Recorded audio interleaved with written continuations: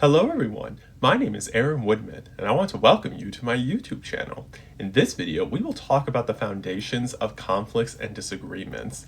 This is important for laying the context of how we will talk about these two things in this video set series. As I mentioned in the previous video that introduced this video set series, disagreements come up when two people do not see eye to eye on a certain thing, and conflicts occur when a problem occurs between two people that requires more effort to resolve. When you think about how we convey our opinions, we can convey them in a way we want, and any way we want, in person or through technology. For in-person interactions, your opinions are shared with another person or a group of people in the room. Through technology, you can express your opinions beyond your immediate circle of folks, where anyone in the world can know what your thoughts are about a certain thing. In fact, if you have an online presence and you make a couple of posts about your opinions, that will be enough for people to make an inference on who you are as a person. Right now, it is easier than ever to express your opinion about something to the world and for the world to know someone's opinion about something. I mention all of this because when we start to know everyone's opinion, we decide who we agree and disagree with, which also affects how we interact with them. But here's the thing we need to ask ourselves. Since it is easier to know anyone's opinions, both in person and online, how can we productively engage with them, especially if we encounter an opinion that one of us disagrees with?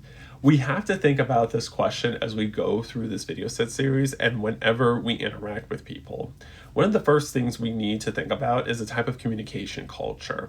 In fact, according to American anthropologist Edward T. Hall, he introduced a distinction between low context and high context cultures.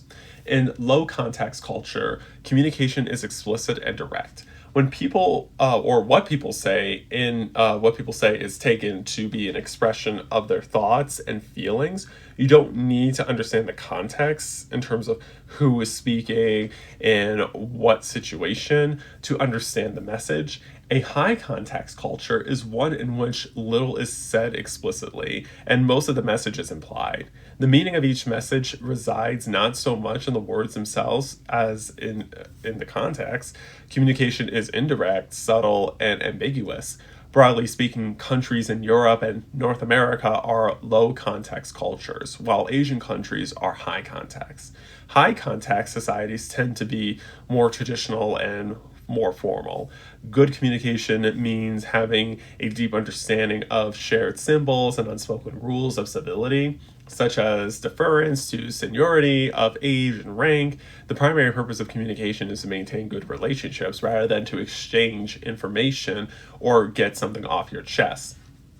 An emphasis is put on listening, since the listener in a high context exchange must read between the lines in order to understand what is being said. Speakers in high context cultures tend to be concise with words, comfortable with pauses, and happy to wait their turn to speak.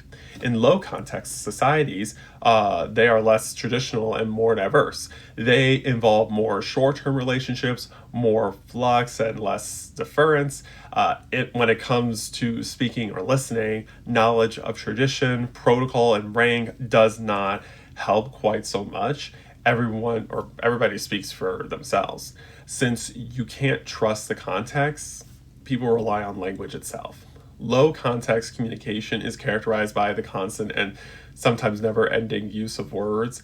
Intentions are articulated, desires are expressed, and explanations are given. People use first names and exchange in small talk. There is more interruption and cross-talking and more arguing.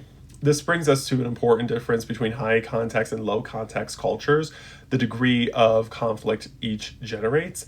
In Asian cultures, expressing your opinion directly and forcefully is unusual. It could be interpreted as callow or even offensive. Westerners are more willing to speak their mind and risk confrontation. Differing opinions are expected even when they generate friction. the difference is relative. Even in the West, we have developed cultural strategies to avoid too much argument, like the custom of not discussing politics or religion over dinner or at any non political setting. But not everyone always follows these steps of custom, since they are free to talk about anything they want. Still, people who live in small communities where everyone knows each other engage in more high context communication, such as nods and winks, than people who live in large communities who are used to encountering strangers from different backgrounds. In long established organizations, members may be able to make their intentions known to each other in a way that leaves newcomers confused, whereas in a startup organization, anything that is not explicitly articulated will not be heard. Individuals shift between high and low context modes. With family or friends, you might do a lot of high context communication, but when you talk to a non-family member or non-friend, you would go with low context communication. Low context cultures are better suited to societies undergoing change with high levels of diversity and innovation, but they could also feel impersonal, brittle, and unpredictable, and contain greater potential for strife. Most of us, wherever we are in the world, are living increasingly in low context lives. If you are living in cities, doing business with strangers, and talking to people over smartphones. Different countries still have different communication cultures, but nearly all of them are subject to the same global vectors of commerce, urbanization, and technology, all of which can affect tradition, hierarchy, and the scope for arguments. It is unclear if we are prepared for this in our everyday conversations with the general public. For most of our existence as a species, humans have operated in high context mode. Our ancestors lived in settlements and tribes with shared traditions and settled chains of command. Now, we frequently encounter others with values and customs different to our own. At the same time, we are more temperamentally egalitarian than ever. Everywhere you look, there are interactions in which all parties have or demand an equal voice. For example, look at the way marriage has changed. Around 70 years ago, there would have been little need for the partners in most marriages to discuss who was going to perform which household chores or who looked after the children, such things went unsaid. People outsourced those decisions to the culture. With the rise of gender equality, the modern household requires more explicit communication and negotiation. Context no longer tells us who should be doing the laundry, who should clean the house, who should cook food, etc. It is not just marriage. Other parts of society have changed. Not all children will automatically accept their parents' authority, since they could ask more questions or do the opposite of what their parents say. Organizations rely less on command and control and more on collaboration with its members. Journalists cannot always expect readers to take their word of a story without providing enough evidence. Essentially, everyone expects their opinion to be heard, and increasingly, it can be. In this diverse world, previously implicit rules about what can and cannot be said are looser and more fluid, sometimes even disappearing. With less context to guide our decisions, the number of things on which we all agree is shrinking fast. The low context shift has been a long time in the making, but its speed is being accelerated by communication technologies, as I mentioned at the beginning of this video. Humans have a highly evolved ability to discern a person's intent from their eyes, posture, and movement, and the pitch and inflection of their speech. Online, that context is taken away. Smartphone interfaces and microblogging platforms are low context by design, restricting the user to a few words or images at a time. We get only a raw read on someone's intent from a text, even when the signal is boosted with emojis. Think about what defines low context culture, at least in its extreme form. Endless chatter, frequent arguments, everyone telling you what they think all the time. This represents low context communication on the internet. With low context communication and high context communication in mind, let's proceed to the next thing you need to know: emotional responses to disagreements and avoiding disagreements. If humans were purely rational creatures, we would listen politely to an opposing view before offering a considered approach. In reality, disagreement floods our brain with chemical signals that make it hard to focus on the issue at hand. The signals tell us this is an attack on me. I disagree with you because I don't like you. Instead of opening our minds to the other person's point of view, we focus on defending ourselves. This aversion to disagreement is steeped in evolutionary history. Neuroscientists Jonas Kaplan, Sarah Gimbel, and Sam Harris use brain imaging to observe what happens when people are presented with evidence that challenges their strongly held political beliefs. They found that it triggers the same areas of the brain that activate in response to physical threat. Even in relatively mild disagreements, our interlocutor will be out to harm us. That is why our bodies react as they do. When your chest tightens, your pulse rates quicken. Animals respond to a threat with two basic tactics. First identified by the Harvard biologist Walter Bradford Cannon in 1915, fight or flight. Humans are no different. A disagreement can tempt us to become aggressive and lash out, or it can induce us to back off and swallow our opinions out of a desire to avoid conflict. These kinds of responses will still influence our behavior in today's low-context environments. We either get into hostile and mostly pointless arguments or do everything we can to avoid arguing at all. You don't have to look far to see the fight response to a disagreement. Just open your social media feeds or read the comments section on a website. This is partly for the reason we have identified. The internet gives everyone the chance to disagree with anyone, but also because social media is custom designed to turn disagreements into public shouting matches. Social media is reputed, I should say, to create echo chambers in which people only encounter views they already agree with. But here is something else to keep in mind. Social media users have more diverse news diets than non-users. One study shows that they get their news from twice as many places, and while they may still prefer to visit outlets that affirm their worldview, when people use more sources, they tend to get wider exposure to different viewpoints, whether they like it or not. Instead of creating bubbles where you only see viewpoints you agree with, the internet is bursting them by having you see viewpoints you could disagree with, which generates hostility, fear, and anger. Moralizing language, which is labeling something as absolutely right or wrong with emotionally charged words, is a prominent feature of online discourse. Molly Crockett, a neuroscientist at Yale, has pointed out that in our offline lives, we rarely encounter behaviors we perceive as immoral.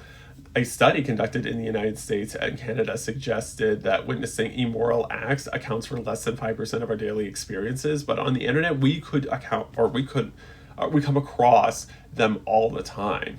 The news can sometimes read like a barrage of bad people and atrocities.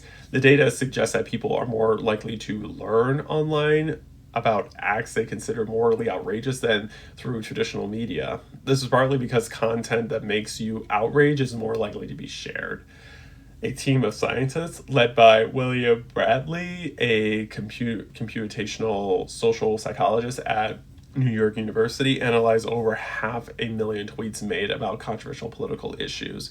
They found that using moral and emotional words in a tweet increased its spread through the network via retweets by 20% for each additional word. Users who post angry messages get the status boost of likes and retweets, and the platforms on which those messages are posted gain the attention and engagement that they sell to advertisers. Online platforms, therefore, have an incentive to push forward the most extreme and triggering versions of every argument. As I mentioned in my previous video, controversial statements cause a public reaction. Also, social norms that have been developed over centuries to protect relationships from the spread of anger, such as the perspective of not discussing continuous subjects with strangers, don't apply online. We just post, tweet, and forward radioactive messages to people we don't know. When we get angry at strangers, we are less likely to make any effort to see their point of view or to treat them fairly.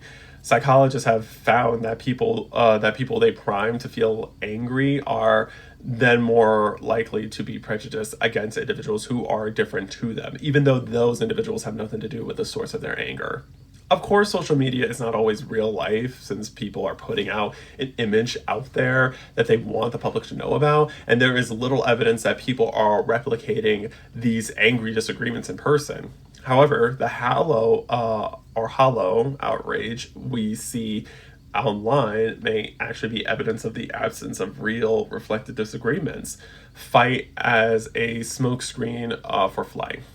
In William Bradley's study of the spread of moral outrage on X, the spread was happening within groups of liberals and conservatives, not between them. People were bonding with each other through shared anger at the outgroup, yet nobody was engaging in argument. In a sense, the outrage was only superficially about disagreement. The whole point of engaging in it was to agree with your own side. In America, Republican and Democratic voters are increasingly divided into different neighborhoods, churches, and shops. Rather than getting into more arguments, some voters are doing everything they can to avoid them, having been turned off by politics through the divisive rhetoric they see in the media. In fact, a 2020 study from Columbia University found that politics was the most avoided conversation topic in the United States. Even in low context cultures, people are inclined to duck those conversations that have potential for conflict and its associated stress. The truth is that it feels better to be agreed with than disagreed with, and to agree than disagree, particularly with someone we don't want to alienate. But avoidance or flight can lead to alienation too, when we're not addressing why people have the thoughts they have right now. So these are the two things to keep in mind that set the foundation for conflicts and disagreements: the types of communication cultures, low context and high context, and the emotional responses. To truly handle conflicts and disagreements, we have to confront them and not avoid them. It feels easy to get away from anything that looks difficult to us, and getting into disagreements feels like a sign our relationship with someone will be ruined. But that is not what conflicts and disagreements are supposed to do. In fact, they are a normal part of human life that we can overcome when we change the way we think and feel about them. For the rest of the videos in this video set series, you will better understand how handling conflicts and disagreements can not only maintain your relationships, but strengthen your relationships to better connect with someone. In the next video, we will talk about how conflict brings us closer. Until then, please like this video, subscribe to my YouTube channel, and turn on the post notifications so you will be notified when I post my next video. I appreciate your support. Remember, you are powerful, you are capable, and you are the changemaker our society needs. Thank you so much for watching this video. I will see you soon.